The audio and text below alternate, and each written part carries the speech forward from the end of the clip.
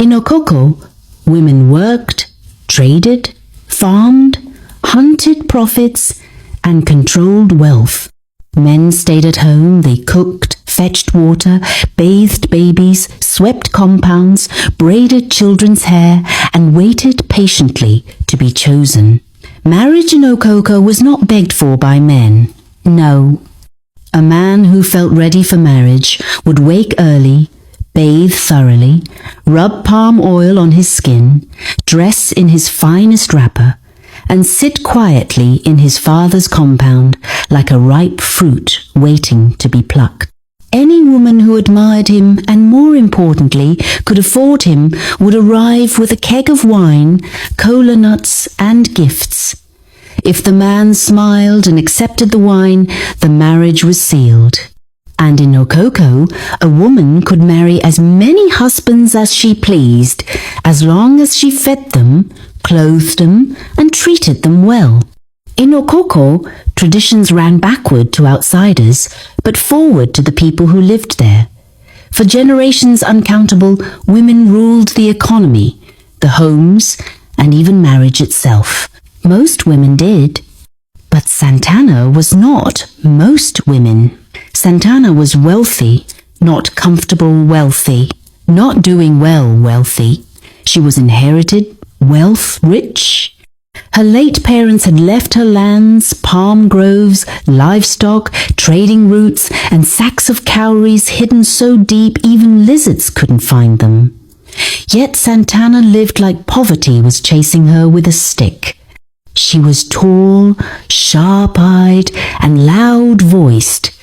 Her mouth was faster than her thoughts, and her anger had no brakes. Santana had 3 husbands, strong, obedient men who followed her like shadows. Kalu, the first, calm and soft-spoken. Doom, the second, broad-shouldered and silent. Efe, the youngest, cheerful but slowly drained of joy. These men carried firewood on their heads, water on their backs, and Santana's pride on their shoulders. Yet, despite her wealth, Santana was the stingiest woman in the entire village. She did not measure food with cups. She measured with tape. Santana measured yam before cooking. She measured gari before soaking. She measured pepper, grain by grain. She measured salt, yes, salt as if it were gold dust. If a child took 1 extra spoon of soup, are you feeding the whole village? If a husband licked his fingers, do you think oil falls from the sky? Her children grew up skinny, not from poverty, but from fear.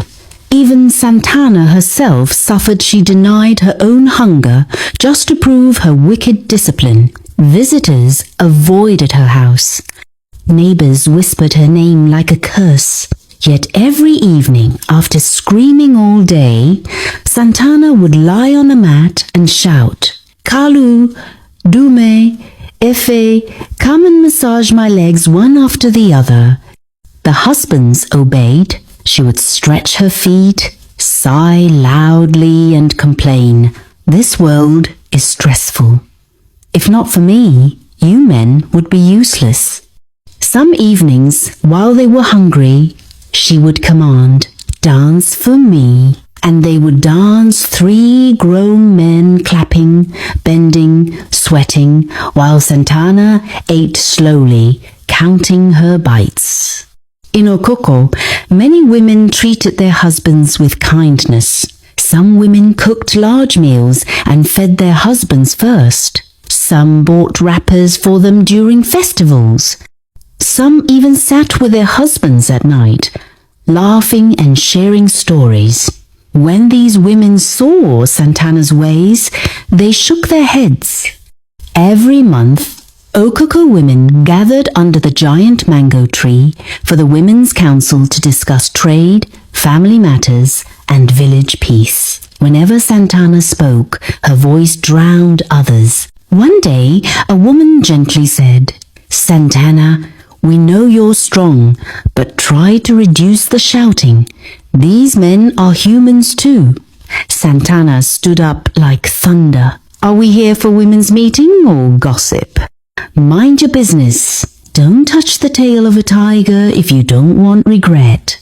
The gathering fell silent. Nobody argued again. But deep down, something was brewing. Take this back. It's not for you. I won't accept this. It's yours to keep.